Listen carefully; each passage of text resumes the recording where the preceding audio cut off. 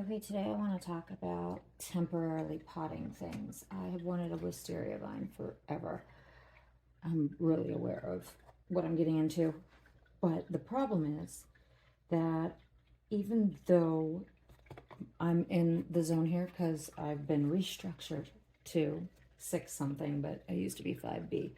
Either way, it'll be hardy. The problem is I can't go shove it in the ground right now, and with our crazy weather the way it is, I can't guarantee that that this is going to hold out. We're definitely getting more frost. So what am I going to do in the meantime? Well, if I leave it in the bag that it comes in, it's going to get root rot. And the roots look pretty healthy. So we don't want that to happen. So what we're going to do is we're just going to temporarily pot it. And then when I go to put this in the ground, I'll just put the whole thing in. Just want to stick it in there as good as you can. Fill in with a compost and soil mixture. And get down there. And then we're going to add some of the stuff it came with.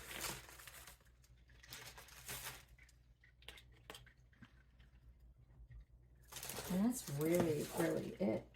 You know, water it and keep it like this. And then when I go to put it in the ground, after I'm sure all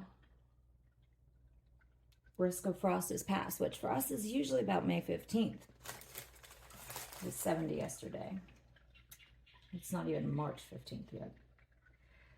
So who knows what's going to happen. But I want to pack that in a little bit. And then now that it's somewhere it can expand and grow, I'm going to water it, put it in a nice little sunny area by the door or next to my arrow garden where it can get a good amount of light. And we're going to let it go and see how it goes. And it should be all ready to be in the ground. So don't worry about not being able to buy something if it's on sale. Don't worry about buying it too soon and not realizing that, you know, your timing's off. You're going to have it in your house for a little bit, but this absolutely will live. This will do just fine, and it'll adapt to this, and then it will adapt again to the ground. So that's all you need to do. And this wisteria I'm super excited about. I've wanted this forever, and it's going to be between the house and the street because I'm hoping it'll grow big enough to visually block any view.